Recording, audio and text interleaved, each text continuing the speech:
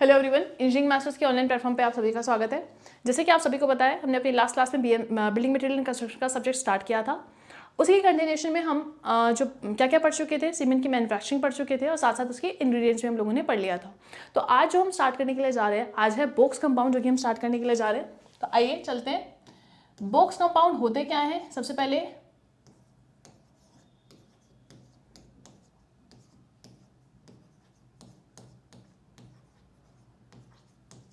Box compound.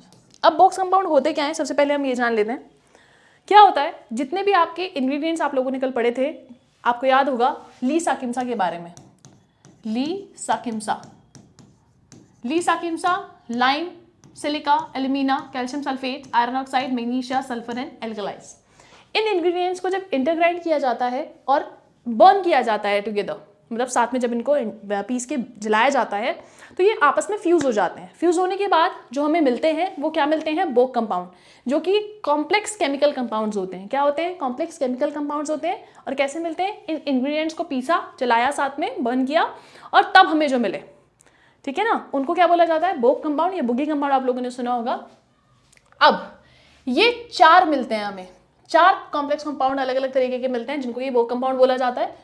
पहला होता है हमारे पास C3A, जिसको कि हम ट्राई कैल्शियम एल्यूमिनेट के नाम से जानते हैं। किस नाम से जानते हैं? ट्राई कैल्शियम एल्यूमिनेट के नाम से जानते हैं, ठीक है। दूसरा है हमारे पास C4AF, जिसको हम टेट्रा कैल्शियम एल्यूमिनो फेरेट के नाम से जानते हैं। किस नाम से? टेट्रा कैल्शियम एल्यूमिनो फेरेट के नाम से हम इसको जानते हैं।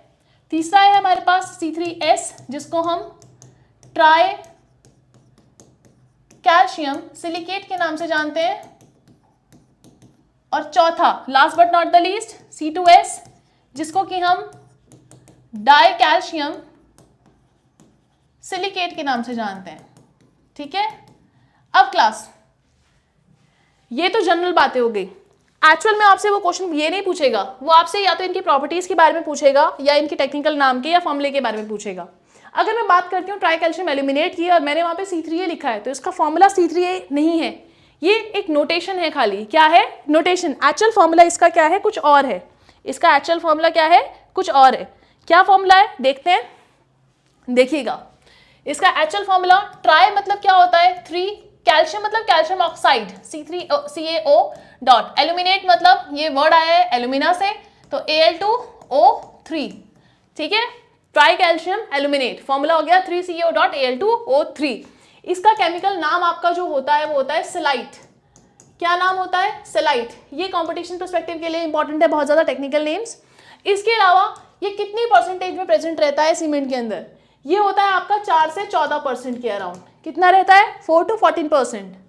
Next is tetra calcium alumino ferrite. Tetra calcium alumino ferrite, इसका फॉर्मूला क्या होता है? टेट्रा मतलब 4, calcium CaO, calcium CaO, calcium मतलब यहाँ पे कैल्शियम ऑक्साइड से है, एल्यूमिनो मतलब एल्यूमिना से आया है तो Al2O3 डॉट, फेरेट मतलब आयरन ऑक्साइड, याद होगा Fe2O3। This is the chemical formula for this. वो C4AF सिर्फ एक नोटेशन है, टेक्निकल नाम होता है इसका फेराइट, और ये 10 से 18% के बीच में प्रेजेंट रहता है सीमेंट के अंदर।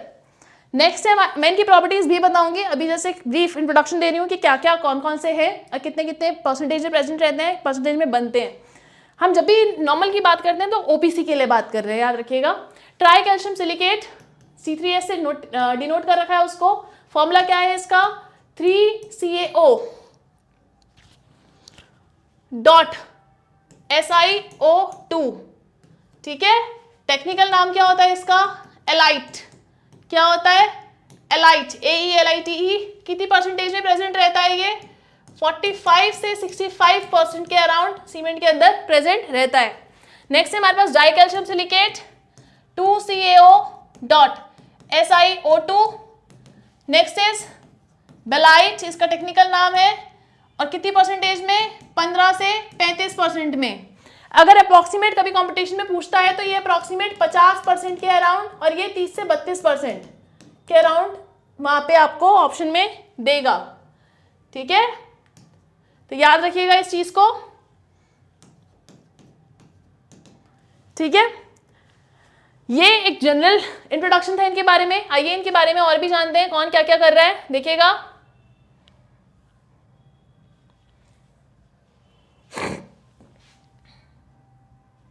सबसे पहले बात करते हैं हम किसकी, हम बात करते हैं C3A के बारे में।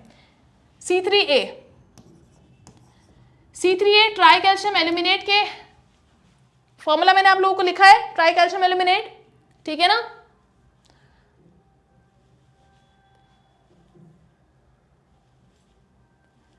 ठीक है, ये है क्या। सबसे पहले तो बेटा जब भी सीमेंट के अंदर पानी डाला जाता है तो आपको वो जो धुआं सा उठता हुआ दिखता है, वो धुआं सा जो उठ रहा है उसको बोला जाता है हीट ऑफ हाइड्रेशन, सबसे पहली चीज। दूसरा, वो धुआं जो उठ रहा है वो किसकी वजह से उठ रहा है, जब भी पानी सीमेंट के अंदर डाला जाता है तो जो पहला कंपाउंड पानी के साथ रिएक्ट करता है वही है C3A ट्राई कैल्शियम एल्यूमिनेट। ये फ्लैश सेटिंग देता है, क्या देता है सीमेंट के अंदर, फ्लैश सेटिंग प्रोवाइड करता है हम लोगों को। फ्लैश सेटिंग मतलब क्या होता है, जमना जब वो स्टार्ट होता है, इंस्टेंट जो आपको जमता हुआ दिखाई देता है वो इसी कंपाउंड की वजह से होता है, ठीक है। दूसरी चीज, फ्लैश सेटिंग दे रहा है। दूसरा, पानी के साथ क्या कर देता है, react with water with in 24 hours, 24 घंटे के अंदर अंदर पानी के साथ रिएक्ट कर जाता है। तीसरा, मैक्सिमम हीट ऑफ हाइड्रेशन देता है, क्या देता है, मैक्सिमम हीट ऑफ हाइड्रेशन हम लोगों को प्रोवाइड करता है, ठीक है। चौथा, ये सल्फर के अगेंस्ट रेजिस्टेंस को रिड्यूस कर देता है, it reduces resistance against sulphur,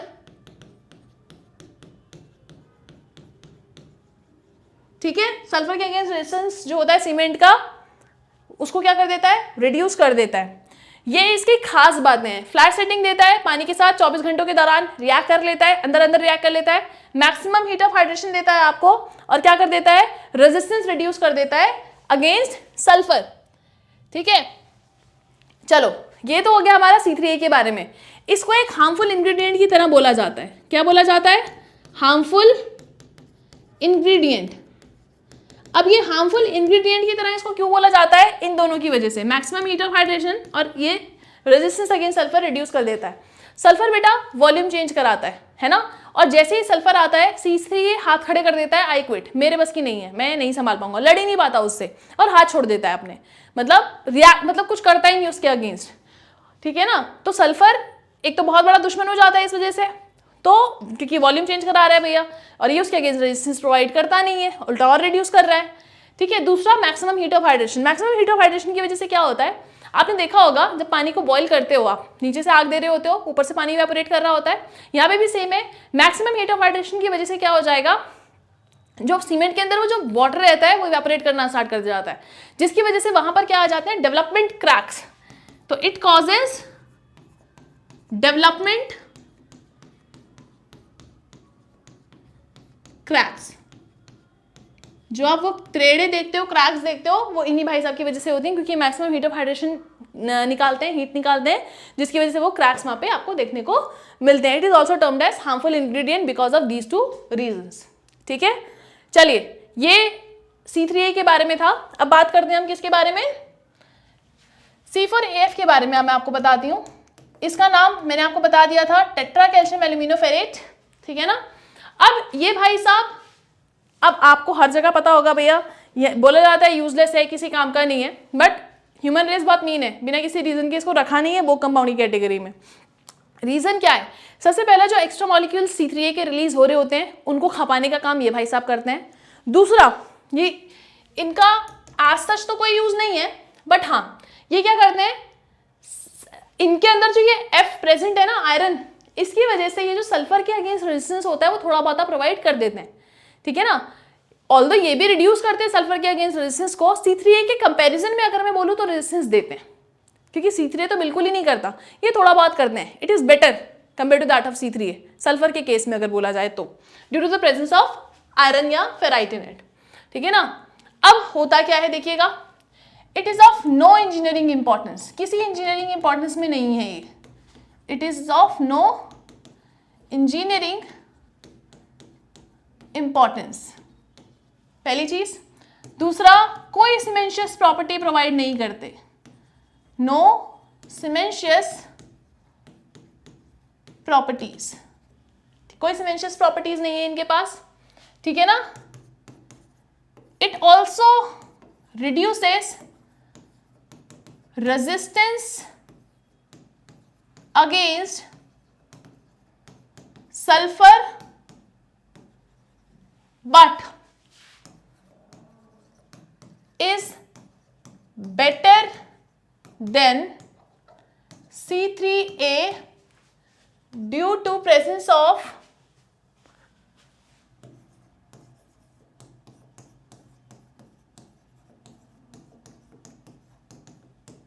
ठीक है।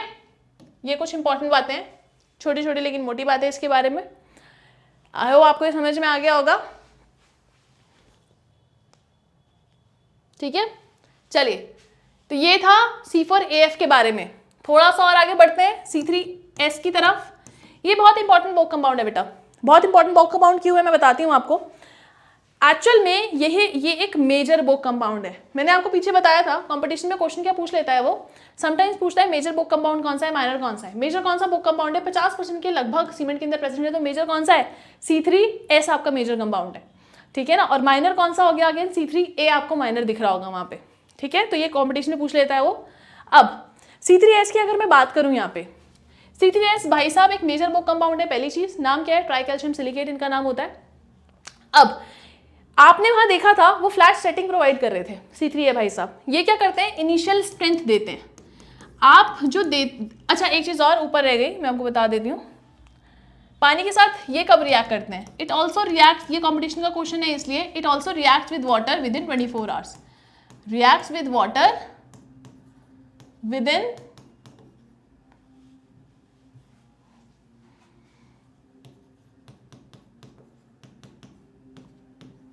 24 आवर्स, ठीक है। इंपॉर्टेंट कॉम्पिटिशन का क्वेश्चन है तो इसी वजह से लिखा दिया वापस। C3S आता है नेक्स्ट हमारे पास, ट्राई कैल्शियम सिलिकेट। ये इनिशियल स्ट्रेंथ देते हैं। स्ट्रेंथ मतलब क्या होता है, लोड बेयरिंग कैपेसिटी। जो स्टार्टिंग में जो लोड बेयरिंग कैपेसिटी आती है वो इन्हीं भाई साहब की वजह से आती है, पहली चीज। दूसरा, it also reacts with water, ये पानी के साथ हफ्ते 2 हफ्ते में रिएक्ट कर लेते हैं। It reacts with water within a week और 2, 1 या 2 हफ्ते के दौरान ये सीमेंट के साथ मतलब पानी के साथ क्या कर लेते हैं, रिएक्ट कर लेते हैं फटाफट। इसके अलावा ये क्या देते हैं, फ्रॉस्ट एक्शन के अगेंस्ट रेजिस्टेंस देते हैं। It also provide resistance against Frost action. अब ये फ्रॉस्ट एक्शन क्या होता है मैं आपको बताती हूँ। कोल्ड वेदर कंट्रीज होती हैं तो वहाँ पे क्या होता है, कंक्रीट की वॉल्स है बेटा, उसके अंदर वॉइड्स हैं, वॉइड्स के अंदर क्या हो जाता है, पानी। अब ये पानी क्या होगा, जब तापमान नीचे जाएगा तो जमेगा मतलब क्या, वॉल्यूम चेंज होगा। और जब तापमान क्या होगा, बढ़ेगा, मतलब जैसे सूरज निकला, धूप निकली, तो ये क्या होगा, पानी मेल्ट हो जाता है। जब वो फ्रीज हो रहा होता है तो उस प्रोसेस को बोलते हैं फ्रीजिंग, और जब वो मेल्ट हो रहा होता है उसको बोलता है थॉइंग। तो ये जो फ्रीजिंग और थॉइंग का कंबाइंड प्रोसेस होता है, इसी को कंबाइनली बोला जाता है Frost action.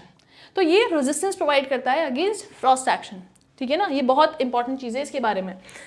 Initial strength provide करता है, पानी के साथ 1 या 2 हफ्ते के दौरान रिएक्ट कर चुका होता है। फ्रॉस्ट एक्शन के अगेंस्ट रेजिस्टेंस प्रोवाइड करता है। अब इंपॉर्टेंस क्या है यहाँ पे देखिएगा, C3S जब पानी के साथ रिएक्ट करता है बेटा तो क्या देता है आपको, CSH जेल देता है। क्या देता है, CSH जेल देता है। साथ में देता है ये कैल्शियम हाइड्रोक्साइड। क्या देता है, कैल्शियम हाइड्रोक्साइड देता है। तो ये जो CSH जेल है इसको क्या बोला जाता है, calcium silicate hydrate gel. Calcium silicate hydrate gel के नाम से जाना जाता है, या फिर इसको टोबरमोराइट भी बोलते हैं। क्या बोलते हैं, आजकल कंपटीशन में ये टोबरमोराइट नाम से बहुत ज़्यादा पूछा जा रहा है। टोबरमोराइट के नाम से भी जाना जाता है ये, कैल्शियम सिलिकेट हाइड्रेट जेल या फिर टोबरमोराइट। और यही क्या प्रोवाइड करता है, सीमेंशियस प्रॉपर्टी देता है सीमेंट को। क्या देता है, सीमेंशियस प्रॉपर्टी देता है। ये क्या, किसको, सीमेंट को जो सीमेंशियस प्रॉपर्टी आ रही है वो एक्चुअल में इसी जेल की वजह से आ रही है, जो कि कौन बना रहा है, C3S बना रहा है, ठीक है ना। तो अब ये भाई साहब CaSH जेल दे रहे हैं, वो तो पता चल गया। अब CaOH क्या कर रहा है वहां पे? CaOH भी तो कुछ कर रहा होगा। CaOH होल ट्वाइस बेटा पानी में डिसॉल्वेबल होता है। क्या होता है? Dissolvable in water. It is dissolvable in water. Dissolvable in water. अब ये पानी के अंदर क्या है? घुलनशील है। क्या है पानी के अंदर? घुलनशील है। तो मतलब क्या, जब ये पानी के अंदर घुलनशील है तो अगर मान लो कोई हाइड्रोलिक स्ट्रक्चर है, हमने C3S का जो कंपाउंड है वो ज़्यादा कर रखा था सीमेंट के अंदर, तो जैसे ही पानी आएगा तो ये तो पानी के साथ मिलके घुल के खत्म, और वहाँ पे क्या क्रिएट हो जाएंगे? वॉइड्स क्रिएट हो जाएंगे, जिसकी वजह से डैम के फेल होने के चांसेस आपके बने रहेंगे। पहली चीज़ तो ये भाई साहब क्योंकि घुलनशील है वो तो हमें पता चल गया। साथ ही क्या करते हैं, सीमेंट के अंदर सल्फर एक इंग्रेडिएंट पढ़ाया था मैंने आपको, ये सल्फर के साथ रिएक्ट करके कैल्शियम सल्फेट बना देते हैं। और आपको पता है C3A और C4AF सल्फर के अगेंस्ट क्या कर देते हैं? मतलब सीमेंट का जो रेजिस्टेंस है उसको रिड्यूस कर देते हैं। तो ये उनको अटैक कर देता है, जिसकी वजह से वहां पर भी हमें सीमेंट को क्या हो जाती है? हमारी सीमेंट को दिक्कत हो जाती है। तो इसी वजह से ये CaOH होल ट्वाइस हमारा काफ़ी क्या है? हार्मफुल है, क्योंकि ये बन जाता है। अब कर तो कुछ सकते नहीं है, क्योंकि रिएक्शन तो पानी के साथ करानी है। तो ये harmful ingredient, as a harmful ingredient आप इसको यूज़ करते हो, मतलब एज अ हार्मफुल इंग्रेडिएंट इसको देखो कि ये ऐसे बन रहा है तो ये ऐसे कर देगा। अब जब हमें हाइड्रोलिक स्ट्रक्चर में यूज़ नहीं करें तो कहाँ करेंगे? यहाँ पे आप इसकी प्रॉपर्टी देखो, ये क्या देता है आपको? इनिशियल स्ट्रेंथ देता है। क्या देता है? Initial strength. मतलब आपको इनिशियल स्ट्रेंथ बोलो या अर्ली स्ट्रेंथ बोलो, क्या बोलो? Early strength. जो आपकी 7 दिन में, जो 28 दिन में जो स्ट्रेंथ्स आ रही हैं वो कैसी? इनिशियल स्ट्रेंथ्स तो है, अर्ली स्ट्रेंथ्स तो है ना? 3 दिन 7 दिन ये अर्ली स्ट्रेंथ होती है। स्ट्रेंथ मतलब लोड बेयरिंग कैपेसिटी। तो वो कौन दे रहा है? C3S ही दे रहा है आपको। अब होता क्या है, अब जहां पर भी आपको अर्ली कंस्ट्रक्शन कराना है जल्दी से जल्दी, तो वहां पे आप एक ऐसा सीमेंट लोगे जो कि क्या है? जिसमें कि C3S का कंटेंट ज़्यादा होता है। मान लो आपको पेवमेंट कंस्ट्रक्शन करानी है। क्या करानी है? पेवमेंट कंस्ट्रक्शन करानी है। तो वहां पे आप ऐसा सीमेंट यूज़ करोगे जहां पे क्या हो जाएगा? C3S का कंटेंट क्या होगा? कंपेरेटिवली ज़्यादा होगा। याद रखिएगा इस चीज़ को। पेवमेंट कंस्ट्रक्शन में एप्लीकेशंस की तरह आप इसको देख सकते हो, ठीक है। दूसरा, where formwork is to be reutilized, where formwork is to be reutilized. आपने देखा होगा ना, अब जैसे कॉलम और ये बीम बनते हैं, ऐसा तो ऐसा नहीं है हवा में छोड़ दिए जाते हैं। इनके अराउंड आपने वुडन के वो देखे होंगे लगा के रखते हैं थोड़े से मोल्ड्स वगैरह, वो उसको फॉर्मवर्क बोला जाता है, ठीक है ना। तो अगर फॉर्मवर्क आपको रीयूटिलाइज करना है तो भी वहाँ पे आपको चाहिए कि जल्दी से जल्दी जमने वाला, तो उसके लिए भी C3S का कंटेंट कंपेरेटिवली ज़्यादा कर दिया जाता है। प्रीकास्ट स्ट्रक्चर्स में भी यूज़ होता है। प्रीकास्ट जो स्ट्रक्चर्स रहते हैं वहाँ पे भी आप इसको यूज़ कर सकते हो। इसके अलावा कोल्ड वेदर में भी यूज़ कर सकते हो, क्योंकि ये फ्रॉस्ट सेक्शन के अगेंस्ट रेजिस्टेंस प्रोवाइड करता है। कोल्ड वेदर कंक्रीटिंग में भी आप इसको क्या कर सकते हो? यूज़ कर सकते हो, ठीक है। तो ये कुछ एप्लीकेशंस थी उस सीमेंट की जिसमें C3S का कंटेंट कंपेरेटिवली क्या होगा? ज़्यादा होगा, ठीक है। थोड़ा सा आगे बढ़ते हैं, C2S भी देख लेते हैं। अब C2S हमारे पास अगेन C3S हमें अर्ली स्ट्रेंथ दे रहा था, तो ये हमें क्या देता है? Ultimate strength. क्या देता है? अल्टीमेट स्ट्रेंथ देता है। अल्टीमेट स्ट्रेंथ मतलब फ्यूचर स्ट्रेंथ, ठीक है। पहली चीज अल्टीमेट स्ट्रेंथ दे रहा है हमें,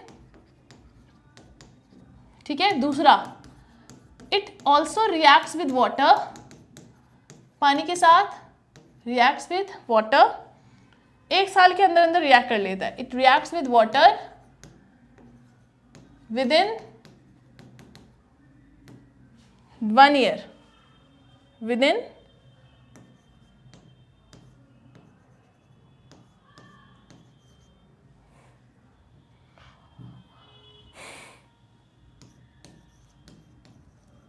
ठीक है। 1 साल के अंदर अंदर पानी के साथ क्या कर लेता है? रिएक्ट कर लेता है। अगेन यहाँ पर भी ये CaSH जेल बनाता है जो कि सीमेंशियस प्रॉपर्टी इम्पार्ट करती है सीमेंट को।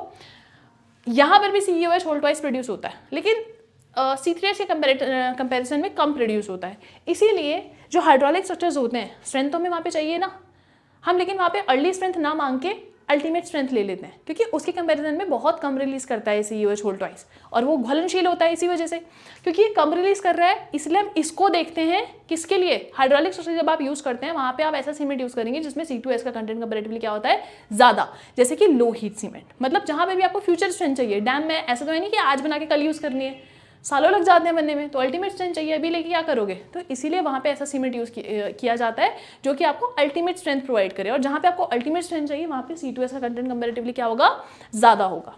ठीक है, आई होप आपको ये समझ में आया हो। अगर आपको ये समझ में आ गया, मैं थोड़ा सा और आपको बताऊंगी। अब यहाँ पे क्या है, हम बात करते हैं फ्लो चार्ट की। कंपटीशन में आपसे क्वेश्चन कैसे पूछता है, arrange the following both compound in the increasing order of their heat of hydration और the decreasing order of their rate of heat of hydration, इस तरीके से क्वेश्चन आता है। तो उसके लिए मैं आपको एक छोटे से फ्लो चार्ट्स या वो बता देती हूँ, कौन इंक्रीजिंग ऑर्डर में, डिक्रीजिंग ऑर्डर में। जब मैं हीट ऑफ हाइड्रेशन की बात करती हूँ तो सबसे ज़्यादा हीट ऑफ हाइड्रेशन C3A की होती है, मैंने आपको बताया ही था। फिर इसके बाद जो आपकी क्या कहते हैं हीट ऑफ हाइड्रेशन होती है वो किसकी ज़्यादा होती है, C3S की। यहाँ पे C4AF मत लिखिएगा, C3S की ज़्यादा होती है। उसके बाद होती है आपकी C4AF की, and last but not the least C2S। ठीक है, और यही अगर मैं rate of heat of hydration की बात करूंगी, रेट ऑफ HOH या हीट ऑफ हाइड्रेशन की बात करूंगी, तो रेट मतलब क्या होता है बेटा, speed of heat of hydration. तो सबसे ज्यादा कौन निकालता है तेजी से, C4AF निकालता है, फिर C3A निकालता है, फिर उसके बाद C3S और उसके बाद C2S। ठीक है, इस तरीके से जाता है। फिर इसके बाद क्या आ जाती है आपकी बाइंडिंग प्रॉपर्टी या फिर कंप्रेसिव स्ट्रेंथ, दोनों का सेम रहता है इसीलिए साथ ही बता रही हूँ। ठीक है ना, सबसे ज्यादा किसकी होती है, C3S की, फिर उसके बाद C2S की, फिर उसके बाद C3A की, and last but not the least C4AF की। फिर उसके बाद water requirement of both compound, ये आजकल पूछे जाने लगा है इसलिए बता रही हूँ। Water requirement of both compound, क्या होता है इसका वाटर रिक्वायरमेंट, सबसे ज्यादा होता है आपका C3S का, because it is one of the major both compound. फिर उसके बाद होता है आपका C2S का, फिर उसके बाद आपका होता है C3A, और C4AF का सेम होता है बेटा आपका। ठीक है, अब C3S का कितना होता है 24%, C2S का 21%, C3A का 20%, और C4AF का भी कितना होता है आपका 20% होता है। ठीक है, अगर आप ओवरऑल सीमेंट की बात करोगे, ओवरऑल सीमेंट का जो पानी लगता है, ओवरऑल सीमेंट को रिएक्शन करने के लिए जो वाटर चाहिए होता है, वो वाटर कितना चाहिए होता है, सिर्फ 23% चाहिए होता है, लेकिन हम डालते हैं उसमें कितने हैं 38%। और वो क्यों डाला जाता है, क्योंकि 15% पानी किस में चला जाता है, वॉइड्स में चला जाता है। तो अगर 23% हम खाली 23% डालेंगे तो 15% तो चला गया, तो रिएक्शन के लिए तो 23% चाहिए, वो हो ही नहीं पाएगा पूरा, इसलिए हम 15% एक्स्ट्रा डालते हैं कि 15% तो वॉइड में चला जाए to the weight of cement, जो भी आप वेट ऑफ सीमेंट ले रहे हो उसका 38%। ठीक है, और बाकी का 23% रिएक्शन के लिए चला जाए, 15% वॉइड में, 23% रिएक्शन के लिए, इसलिए 38% पानी डाला जाता है सीमेंट के अंदर रिएक्शन कराने के लिए। ठीक है, अब एक चीज़ और, C3A और जिप्सम का रिलेशन बताती हूँ। मैंने आपको बताया था gypsum is used to increase the setting time of cement. होता क्या है, C3A वो पहला कंपाउंड होता है जो वाटर के साथ रिएक्ट करता है ना। जिप्सम जब हम डालते हैं, जिप्सम क्या करता है, जिप्सम C3A के ऊपर कोटिंग बना देता है। क्या कर देता है, C3A के ऊपर कोटिंग बना देता है। क्योंकि वो कोटिंग बना देता है तो जब पानी आएगा तो इस कोटिंग के साथ रिएक्ट करेगा इंस्टेड ऑफ C3A, और उसकी वजह से टाइम क्या हो जाता है, बढ़ जाता है, क्योंकि पानी पहले जिप्सम के साथ रिएक्ट कर रहा है। अब होता क्या है, मान लो 15 मिनट में रिएक्शन होती है और सेट होना शुरू हो जाता, लेकिन जिप्सम ने क्या किया, जिप्सम ने कोटिंग बनाई थी तो पहले वो कोटिंग के साथ पानी रिएक्ट हुआ जिसमें 15 मिनट चले गए, फिर उसके बाद पानी C3A से रिएक्ट करने के लिए आया जिसको 15 मिनट चाहिए, तो 15 मिनट प्लस 15 मिनट कितना हो गया, 30 मिनट हो गए ना। तो इन शॉर्ट आपका जो इनिशियल सेटिंग टाइम था वो क्या हो गया, बढ़ गया, है ना। तो इसीलिए जिप्सम क्या डाला जाता है इनिशियल सेटिंग टाइम बढ़ाने के लिए, और कैसे बढ़ा देता है, C3A के ऊपर कोटिंग बना देता है। ठीक है, चलिए थोड़ा सा एक बार रिवाइज कर लेते हैं।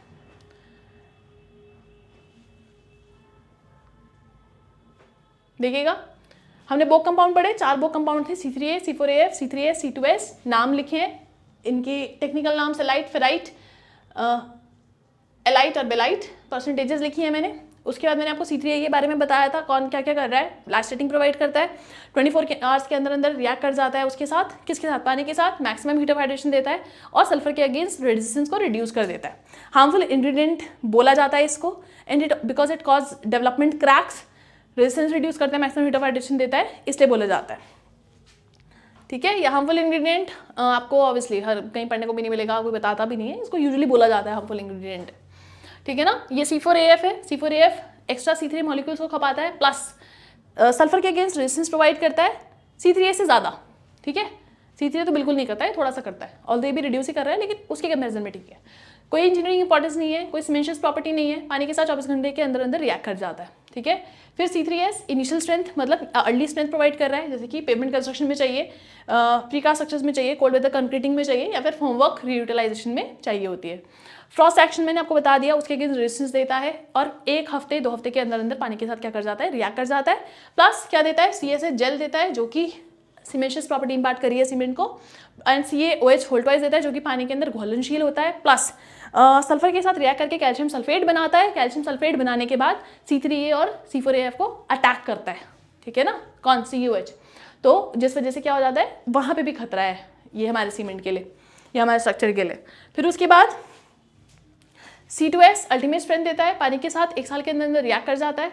फिर मैंने आपको थोड़े से ये बताया इंक्रीजिंग और decreasing order, heat of hydration सबसे ज़्यादा C3A की होती है, फिर C3S, फिर C4AF, फिर C2S, then C4AF, C3A, C3S, C2S।